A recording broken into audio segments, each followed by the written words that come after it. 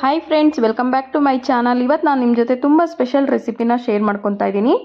ಗಣಿಕೆಕಾಯಿ ಅಥವಾ ಕಾಶಿಕಾಯಿ ಬೀಜ ಅಂತಾರಲ್ಲ, ಅದ್ರದ್ದು ಚಟ್ನಿ ಪೌಡ್ರು ತುಂಬ ಟೇಸ್ಟಿಯಾಗಿರುತ್ತೆ. ಬನ್ನಿ ಹೇಗೆ ಮಾಡೋದು ಅಂತ ನೋಡೋಣ. 1 ಟೀ ಸ್ಪೂನಷ್ಟು ತುಪ್ಪ ಹಾಕೊತಾ ಇದ್ದೀನಿ ನಾನು.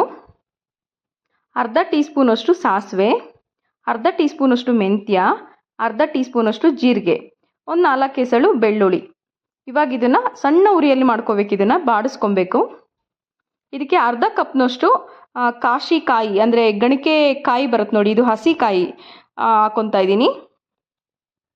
ಗಣಿಕೆ ಸೊಪ್ಪು ಸಾಂಬಾರು ಮಾಡ್ತಾರಲ್ಲ ಅದರದ್ದೇ ಇದು ಕಾಯಿ. ತುಂಬ ಅಂದರೆ ತುಂಬ ಹೆಲ್ತ್ ಬೆನಿಫಿಟ್ ಇದೆ ಇದರಲ್ಲಿ.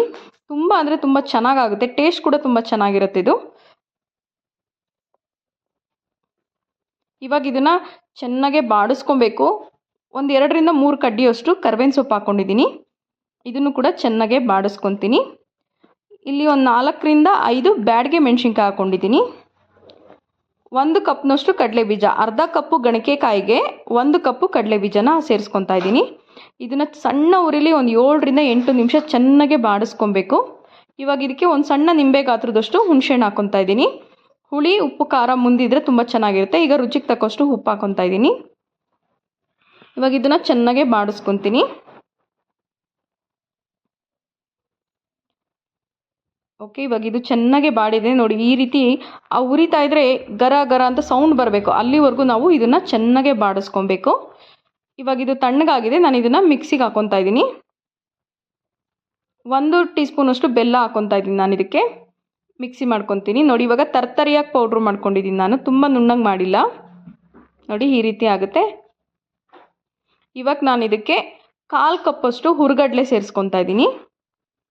ಇದನ್ನು ಕೂಡ ನಾನೀಗ ಮಿಕ್ಸಿ ಮಾಡ್ಕೊತೀನಿ.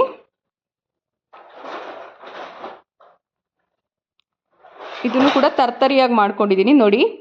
ತುಂಬ ಅಂದರೆ ತುಂಬ ಟೇಸ್ಟಿಯಾಗಿರುತ್ತೆ. ಮಕ್ಳುಗಳಿಗಂತೂ ಇತ್ತೀಚೆಗೆ ಈ ಕಣ್ಣಿನ ಪ್ರಾಬ್ಲಮ್ ತುಂಬ ಬರ್ತಾ ಇದೆ. ಕಣ್ಣು ಕೆಂಪಾಗೋದು ಅಥವಾ ಸಣ್ಣ ಸಣ್ಣ ವಯಸ್ಸುಗಳಿಗೆ ಫೆಕ್ಸ್ ಹಾಕ್ಕೊಳ್ಳೋದು, ಈ ಥರ ಎಲ್ಲ ಸಮಸ್ಯೆ ಬರ್ತಾ ಇದೆ.